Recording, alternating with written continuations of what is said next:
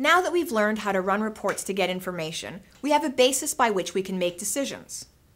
Now, we need to learn how to commit those decisions to SAP so that the simulation will act upon them. In the first round, there are two decisions you need to constantly revisit: your sales price and your daily marketing expenditure. Let's explore where these are in the SAP system and how we change them. By referring to the job aid, we can determine that condition maintenance is the transaction we need to change prices. When you run this, you will see a screen quite different from those seen so far. The job aid tells us that the first step we must do is to expand the prices folder and then find and execute the price list item.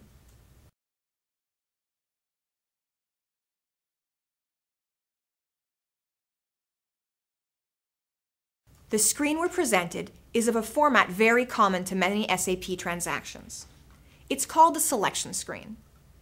Its purpose is to allow you to focus your attention on a specific subset of items, rather than everything available in the system. Many of the options have been set to default values to make your job easier. Step 2 of the job aid instructs us to enter the values of 10 and 12 for the distribution channel. We can also optionally enter a material code if we want to change the price for just one material. Since there is no mention of any of these in the other fields, leave them alone.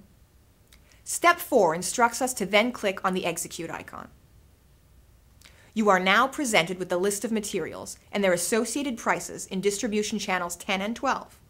Recall that distribution channel 10 is large hypermarket customers and 12 is grocery stores. To revise your price, you simply click and modify the value in the relevant cell. There is one important final step to complete the price revision. You must save your changes or you will have changed nothing. For decision-making transactions, there are two important icons: the execute icon and the save icon. The execute icon is used as the final step to perform processing in SAP. If the operation is automated or if there is no option for review, then this is also the final save. Where you must enter or modify information or are given an opportunity to review, you must use the save icon to commit your changes. After you click save, a system status message will inform you if the operation was successful. Green if it was successful, yellow for successful, but with a warning or caution, and red for failure. The default prices already in the system are perfectly reasonable and about in the middle of the range that your customers are willing to pay. Remember that you have competitors. If they all decide to lower their prices, then these starting prices will need to be updated or you will start to lose sales. To make better pricing decisions, some information about our cost structure would be helpful. We have some information about this in the Product Cost Planning report.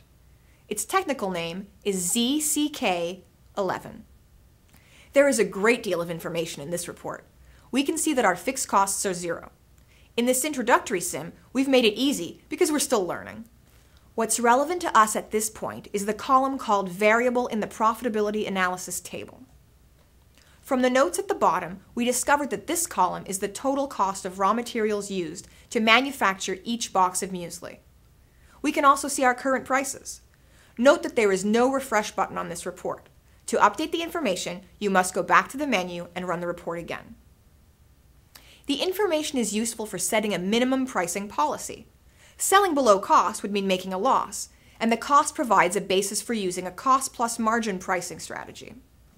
Keep in mind that you also have marketing expenses, but recall that marketing is one of the decisions that you control. How much you spend is up to you, and you should price in line with your marketing strategy to cover those costs also. Our final decision transaction for this round is marketing expenditure. This transaction is used to set the daily budget for marketing.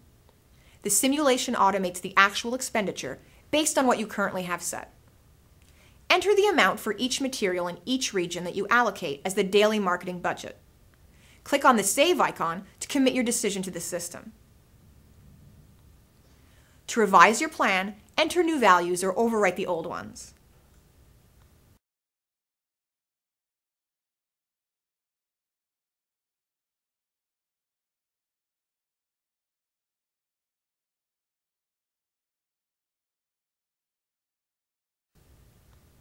Always remember to save your changes. If you want to stop spending anything on marketing or make drastic changes, you can click on the Clear button to remove all values. Clear does not save. You must click on Save or enter New Values and click on Save to commit your decision. Recall that marketing is by region as well as by specific product. The influence on the customer is persuasive from one product to another. If you market multiple products in the same region, not only will they compete against the competition's offering, but also against each other. Keep this in mind. Carpet bombing is a low-yield, high-cost marketing strategy. As an overall guideline, recall that the expected daily sales revenue for each team is 80,000 euros. Your total marketing spend should be in line with this.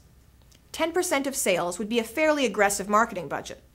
10% would correspond to a total of 8,000 euros per day across all 18 products and region combinations. Let's recap our situation. We have 6 products which come in 6 flavors.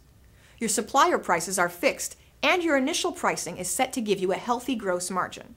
You begin the simulation with starting inventory of all 6 products. At this point, we will start the simulator and you are free to use the system and take action as you see fit. As the simulation runs through the first few days, you should start to see sales orders coming in and your inventory reducing. Revisit your pricing and marketing decisions often, but in small adjustments to fine-tune your sales rate. Keep in mind that you cannot produce new products yet, so once you run out of stock, you will no longer receive sale orders for them. Recall, your customers demand immediate delivery. If you do not sell all your starting inventory, don't worry, you'll be able to continue to sell it in round 2.